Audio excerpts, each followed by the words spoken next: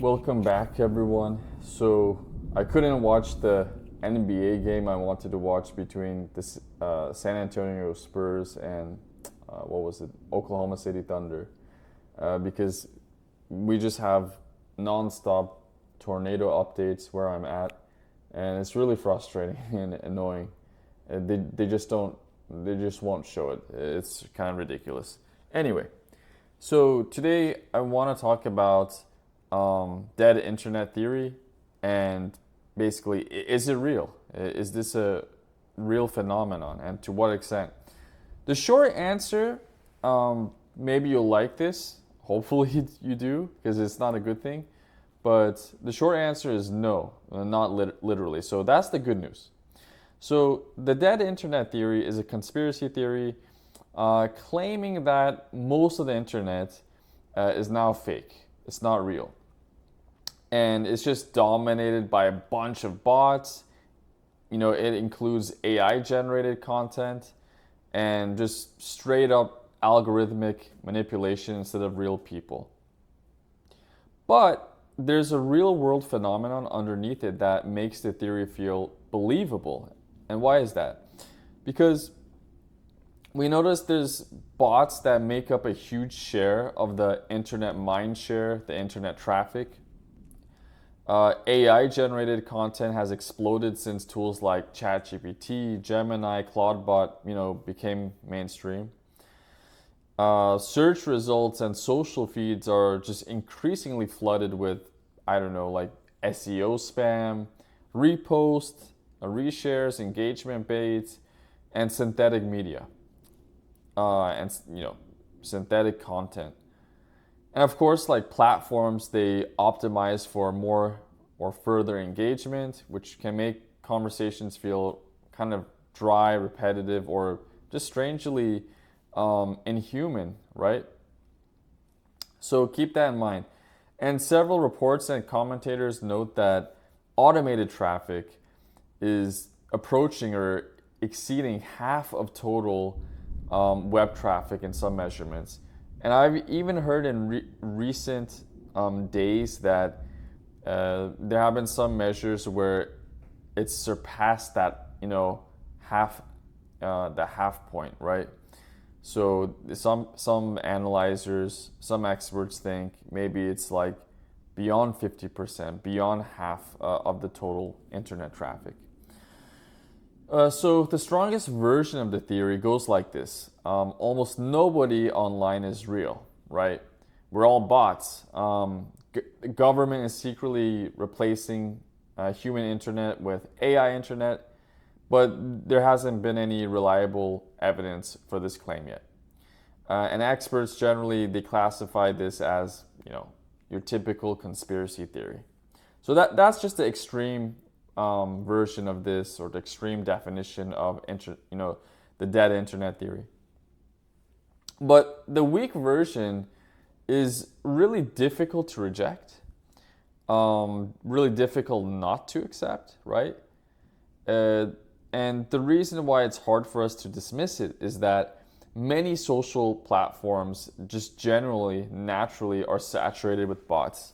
Perfect example here, I use YouTube a lot, and not just as a content creator, but just as your ordinary user. And if you ever go to, say, a channel that's just dedicated to, let's say, anything that has to do with money as the topic or theme. So it could be something like cryptocurrency, investing in stock, predicting the future of the economy, recessions, investing in gold, silver, and other precious metals, whatever, right?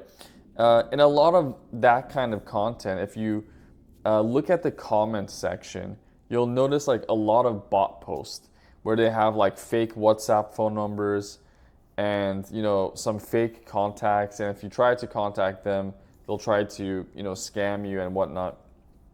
So yeah, I've noticed like in the past 2 or 3 years, especially after ChatGPT was released, it really became a thing, unfortunately.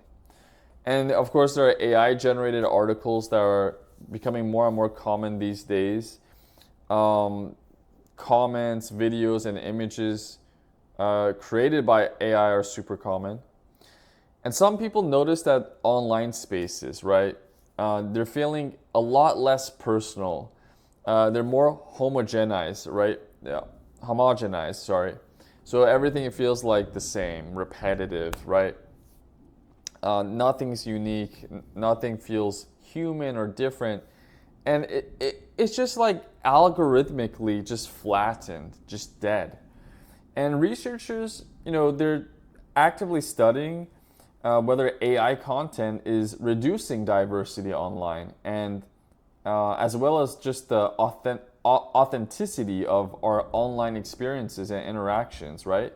Because everything's starting to feel like it's dead or repetitive or, unoriginal. And, something I want to add to all this, I've noticed in the past 2 years or so, a lot of online users, at least human users, not AI here, they're becoming mistaken for bots. People accuse them of being bots all the time. And this is really noticeable whenever they write in a rather cryptic manner or in a way where you can't really, it just doesn't feel authentic, or it feels too synthetic, doesn't feel as natural or just,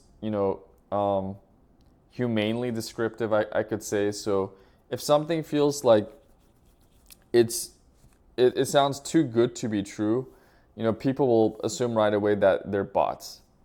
So, it's something to notice here.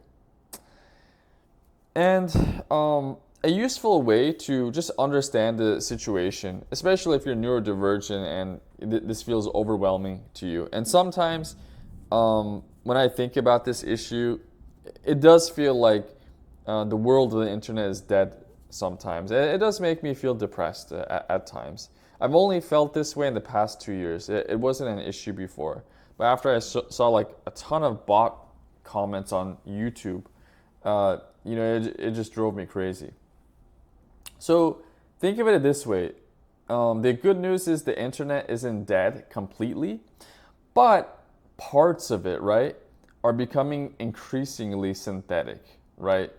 So they're no longer human.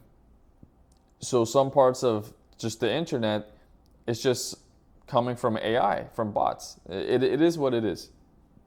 Again, the researchers are reporting that they assume about half of internet content is just coming from bots, from AI, or AI assistants, agents, whatever. It doesn't matter. And there are smaller communities of people who are active, like let's say on private discords, where gamers tend to flock. But nowadays, Discord is starting to become popular among non-gamers as well. Niche forums, right? Imagine like a Bitcoin forum or something, or a video game forum like GameFAQs. Group chats, hobby communities, local subreddits. So there are still like communities of people who are interacting with one another there. It's not all bot activity. And so this still tends to feel much more human than, say, a large algorithm-driven feed, right? And even critics of this theory usually agree that the experience of the internet has changed significantly since the mid-2010s.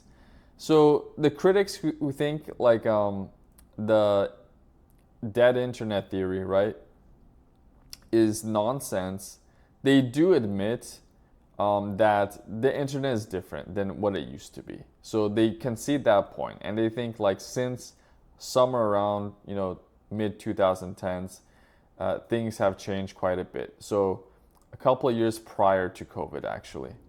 But if you ask other people, they might say like I kind of noticed this issue ever since COVID. Like everybody has their own perception on this matter.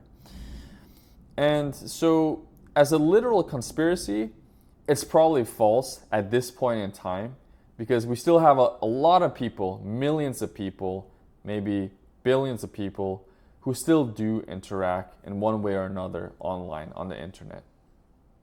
And another thing to consider is, as a description of how AI bots and algorithms are reshaping online culture, um, you know, it is increasingly grounded in reality. It is true.